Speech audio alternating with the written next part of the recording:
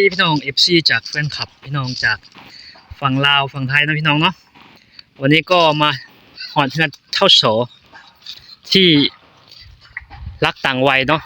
ตัวโสวัย63ปีตัวเมีย23ปีมีลูกนำกันอยู่5คนลูก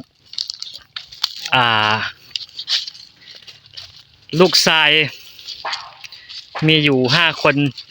ใหญ่2คนลูกน้อย3คนแต่ว่าลูกใหญ่ติดยาทั้งสองตอนนี้เมียหนีป้าพี่น้องเมียรักหนีป้าแต่ว่าเมียไม่เต็มบาทเท่าไหร่แต่เมียกลับมาอีกครั้งพาลูกทั้งสองกลับมา เมียกลับมาแล้วดีใจนำไปเท่าสอละลายวันนี้ก็พาบ่าว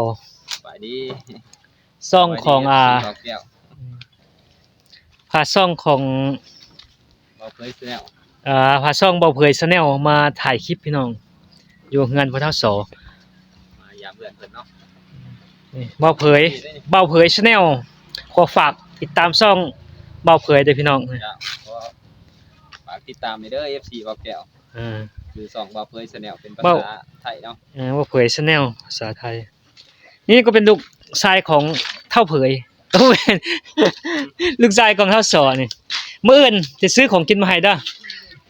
รักต่างวัยแต่ว่าผู้เฒ่าโสโดนเมียหนีปะเมียพาลูกทั้งสองหนีแต่ว่าเมียหนีไม่รอดเมียหนีบ่รอดกลับมาอีกครั้งแม่นบ่กลับมาอีกรอบ นี่เพื่อนซานนะพี่น้องเมียหนีบ่รอดกลับมาพาลูกกลับมาเพราะว่าหังเข้ากินอยู่หังพุ่นหมดเลยพี่น้องเดี๋ยวเมียเรากลับมาแล้วขึ้นไปถ่ายเมียเราก่อนเมียเราก็ไม่เต็มบาทเท่าไหร่น่าจะประมาณ 40% บ้านเรือนเงิน6หลายพี่น้อง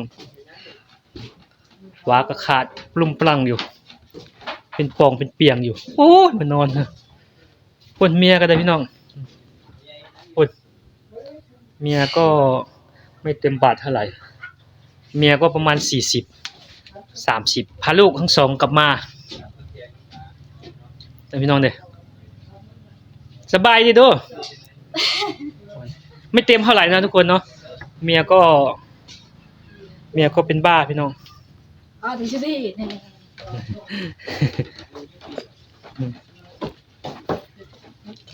นะรักต่างวัย70ปีแล้วเนาะ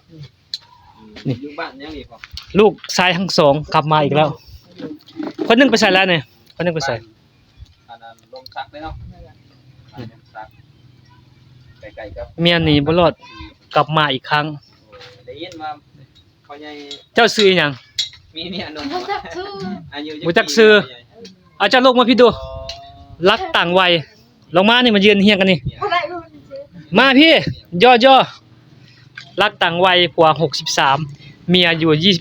22แต่เมียคนสวยงามเป็นบ้าเมียเอาเย็นเฮียงๆดูมื้อนี้สิเข้ามาช่วยเหลือทั้งสองคนนี้พี่น้องมีฮันซานเคยเห็นนะโอ้เมียก็ได้ความสวยความงามประเทศพระจันทร์นางร้าย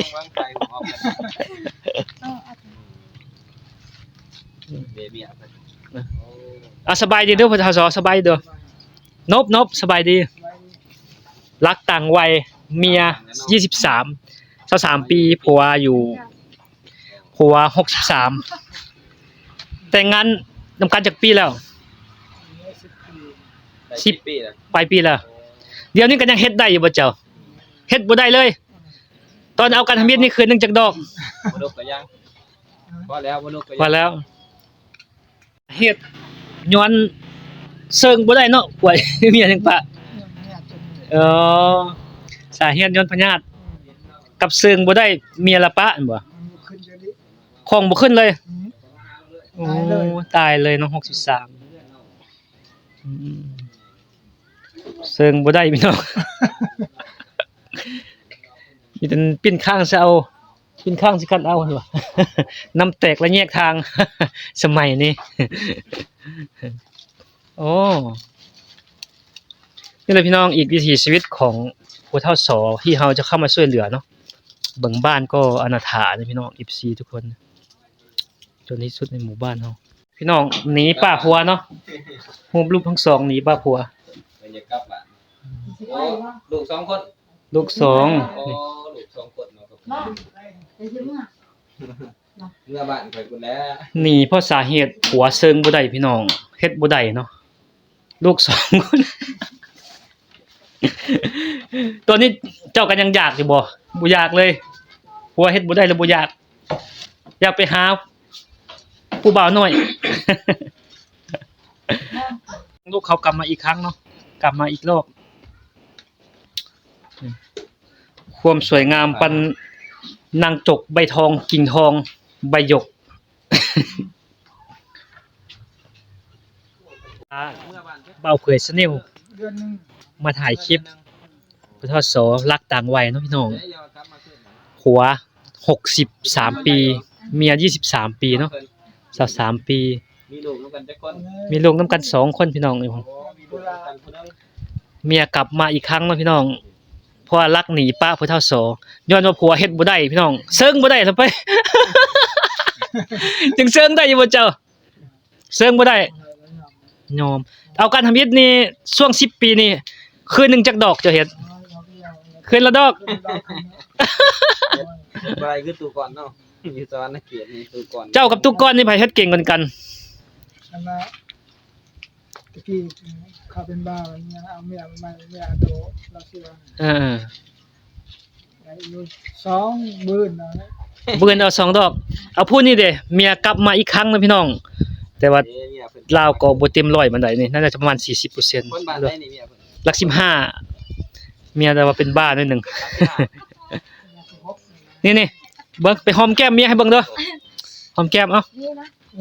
นะเป็นหยังหอมรถ เราให้เฮาอะไรอย่างนี้ อายบ่ มา แต่ว่าเดี๋ยวนี้ก็ตอนทำอิฐนี่คืนละดอกเนาะคืนละดอก2ดอก3ดอกน้ำแตกแล้วแยกทาง โอ้จะไปตลาดนัดดี เดี๋ยวนี้เฮ็ดบ่ได้แม่นบ่เดี๋ยวนี้เฮ็ดบ่ได้ ๆซื้อหัว มัวใคร มื้ออื่นบางทีอาจสิเข้ามาช่วยเหลือเบิ่งเนาะมื้ออื่นมื้อฮืออีก 2-3 มื้อต้นที่สุดในหมู่บ้านชนเผ่าตะโอยพี่น้อง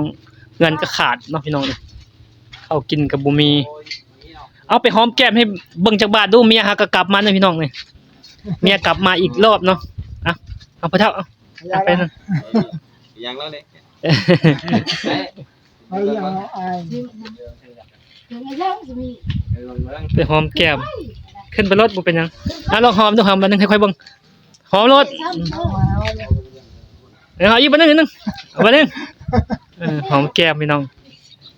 ดีใจเนาะเมียกลับมาอีกครั้งกลับอีกรอบนี่ก็เป็นลูกชายเมื่อคืนนี้บ่ได้จัดดอกจักดอกบ่ จุดดังเสเลย บ่ได้ จุดดังโอ้ย มื้อแลงก็เฮ็ดบ่ได้อ๋อดีใจเมียกลับมาเนาะพี่น้องเพราะว่าเมียก็ ดีใจพอเห็นหน้าแล้ว พอเห็นหน้าเนาะ มาเฮ็ดอัน เมียหุ้มลูกทั้งสองหนีป้าอันบ่หนีป้าลาหนีบ่รอดเบิดเข้ากินแล้วกลับมาใหม่ มาซื้อกันก็ไอ้น้องก็แล้วซื้อกันกับลูกกับเต่าเขาแล้วซื้อกัน บ่ถือกันเนาะอาจจะนั่งก็ได้บ่เป็นหน่อยพ่อใหญ่นี่คือบ่เท่าสอชีวิตของชนเผ่าตะโอยจนที่สุดในหมู่บ้านพี่น้อง แต่เฮาก็จะช่วยเหลือ ตามที่เฮาช่วยได้เนาะจะซื้อของอยู่ของกินเป็นนมเป็นหมักเพชรผงชูรสเนาะหลายแนวเลยพี่น้องนี่ความฮักครั้งสุดท้ายแมลงนี่เฮ็ดได้อยู่แมลงทราย ต้องทะเลปีนะบ่ได้